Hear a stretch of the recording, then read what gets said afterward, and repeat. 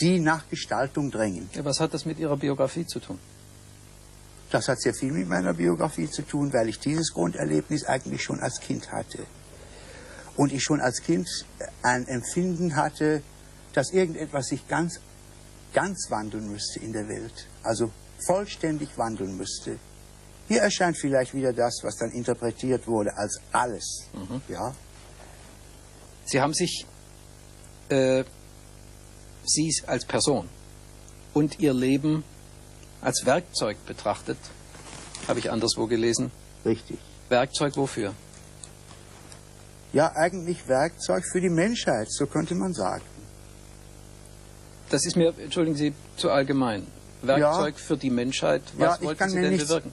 Ich kann mir nichts Genaueres vorstellen als den Begriff der Menschheit. Das heißt, es sind alle Menschen in ihrer Lebenssituation, in der sie gegenwärtig stehen, mit der Frage, wohin sie wollen. Also das ist schon für mich eine genaue Bezeichnung. Das ist schon eine genaue Bezeichnung. Es ist mir dennoch noch ein bisschen zu kryptisch, wie übrigens manches, was Sie von Ihrem Lebenslauf gesagt und geschrieben haben. Da gibt es ja einen von Ihnen geschriebenen Lebenslauf, den Sie nach einem Schrägstrich dann bezeichnenderweise auch Werklauf nennen. Ja. Und die erste Station ist, Zitat, Ausstellung einer mit Heftpflaster zusammengezogenen Wunde, 1921 in Kleve. Das ist Ihr Geburtsort und ist Ihr Geburtsjahr. Ist das eine Metapher für Ihre Geburt? Oder wie ist das zu verstehen? Ja, so könnte man sagen. Aber dieser Lebenslauf ist zustande gekommen, nicht irgendwie, sondern er ist als ein Kontrastprogramm entwickelt worden zu den allgemeinen Lebensläufen, die man fordert, wenn Künstler irgendwo auftreten und in wichtigen Ausstellungen sozusagen Lebensläufe abliefern müssen. Ich habe seinerzeit schon den Kunstbegriff anders gedacht und ich habe gemeint, ich müsste ihn auf mein Leben beziehen. Und ich müsste ihn auf meine Individualität beziehen, aber nicht als mich, der so wichtig ist, sondern auf die Individualität aller Menschen, als Wesen, die gestalten können. Also habe ich das Leben zum Kunstwerk erklärt, durch solche Bilder. Es sind also nicht kryptische Dinge, sondern es sind Bilder. Zum Beispiel eine mit Heftpflaster zusammengezogene Wunde ist nicht kryptisch, aber sie ist ein Bild. Da gibt es noch so ein Bild, das ich nicht verstanden habe. Das ist die dritte Station, 1923. Da wären Sie also 2 gewesen. Ausstellung wiederum, alles ist eine Ausstellung in diesem Betracht. Ausstellung einer Schnurrbarttasse. Inhalt Kaffee mit Ei. Was ist das? Ja, es ist ein gewisses Erlebnis, darunter nicht versteckt, also damit abgedeckt, was ich eigentlich humorvoll auf meinen Vater angewendet wissen wollte, den ich in solchen Situationen erlebte als Kind und wo in solchen Situationen sehr viel von dem Charakter meines Vaters zum Ausdruck kam, aber nicht nur vom Charakter meines Vaters, sondern auch von dem Charakter vieler Menschen in dieser Zeit. Der hatte so einen Schnurrbart. Er hatte einen prächtigen Schnurrbart und er tendierte zu einer gewissen Eleganz.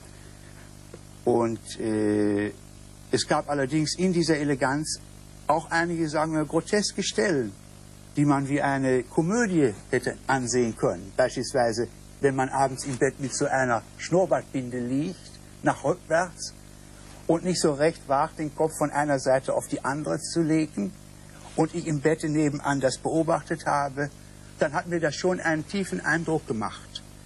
Wenn also dann morgens die Schnurrbarttasse in Aktion trat, Kaffee und Ei, das war das Frühstück meines Vaters, und dann der Steg den Schnurrbart zurückdrückte, das war etwas, was ich gesehen habe. Unvergesslich als Bild. Sie machen sich viel Mühe, das zu entschlüsseln, was Sie vorher in Bilder kleiden. Oder umgekehrt. Was bereits entschlüsselt ist, kann man durch ein Bild belegen. Denn ich meine, damit ist ja nichts über meinen Vater gesagt. Also damit ist nur ein ganz winziges Element über meinen Vater ausgesagt. Über meinen Vater könnte ich sehr, sehr vieles, ganz Wichtiges sagen.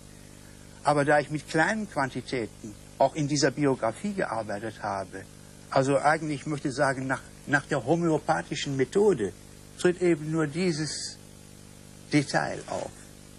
Das ist ja auch ein besonders liebenswürdiges Bild, ein vergleichsweise liebenswürdiges Bild. Es gibt andere, die eher schockieren.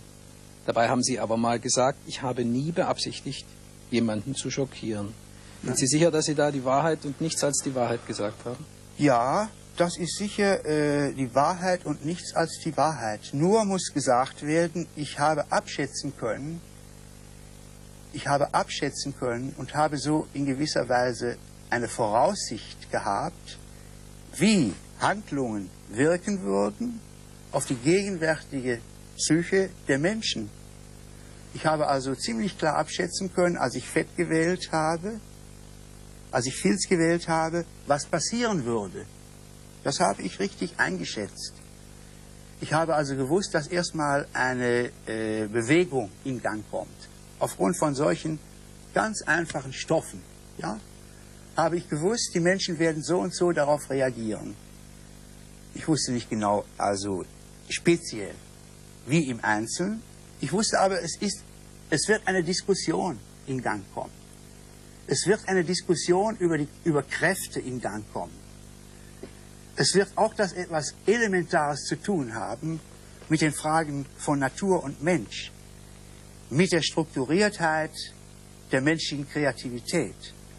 Also es wird sich sehr vieles nach dem anfänglich eingeleiteten Kochprozess der chaotischen Charakter hat, eine detaillierte, ich möchte sogar sagen wissenschaftliche Arbeit von diesem Ausgangspunkt entwickeln lassen. Und da ist es Ihnen dann auch egal, für einen Scharlatan gehalten zu werden. Das verletzt Sie jedenfalls nicht? Nein, gar nicht. Das verletzt mich nicht. Denn wer hier jetzt Scharlatan war, historisch, das wird eine spätere Menschheit entscheiden können. Wer also an einem aktuellen, umwandelnden, metamorphotischen Prinzip für die Zukunft der Menschen sinnvoll gearbeitet hat und Bewusstsein hatte von einer Methodik, die auch mit gewissen Experimenten und mit Materialien umgegangen ist, das wissen wir nicht. Das steht ganz und gar zur Frage. Voll vor den Augen der Menschen, die da zuschauen können und die auch das Recht haben, ihre Empfindungen, ihre Kriterien und ihre Kritik, und sei sie noch so abwertend, an die Sache heranzubringen. Gerade das gibt mir auch wieder eine Möglichkeit, in ein Gespräch mit Ihnen zu kommen. Es geht Ihnen um die Erweiterung des traditionellen Kunstbegriffs. Sie haben es schon ein paar Mal gesagt und ich will das jetzt auch durch Zwischenfragen nicht mehr abbremsen, dieses Thema. Das traditionelle ästhetische Empfinden wird ja wohl bewusst das ist nicht schockiert genau von dem, genug. was Sie machen. Das ist nicht genau genug. Man müsste sagen, der traditionelle Kunstbegriff hat nachgewiesen, dass er in einer Nischenexistenz der Gesellschaft lebt. Dass er den Gestaltungsbegriff nicht beziehen kann auf jeden Menschen, der in dieser Gesellschaft lebt, und ganz bestimmt nicht beziehen kann auf alle Problemfelder, die vor uns liegen und nach Gestaltung drängen. Oft auch nach radikaler Umgestaltung, ja, Umstülpung von Prinzipien und Ideen drängen. Ich habe also etwas charakterisiert, was man gegenwärtig bezeichnen könnte, als dasjenige Feld, was sich moderne Kunst nennt und in dem sicher sehr wichtige Innovationen im Speziellen stattgefunden haben, aber nicht diese Innovation stattfinden konnte, die den Begriff und die Wirklichkeit eines sozialen Kunstwerkes haben möglich werden lassen. Also das greift mir jetzt ein bisschen vor, denn das soziale Kunstwerk zu erklären, da werden wir uns noch ein bisschen Mühe mitmachen. Ja, es ist nur logisch hier schon die Stelle angesprochen. Und jede andere Antwort würde nicht, sagen wir mal, der Logik der Sache entsprechen.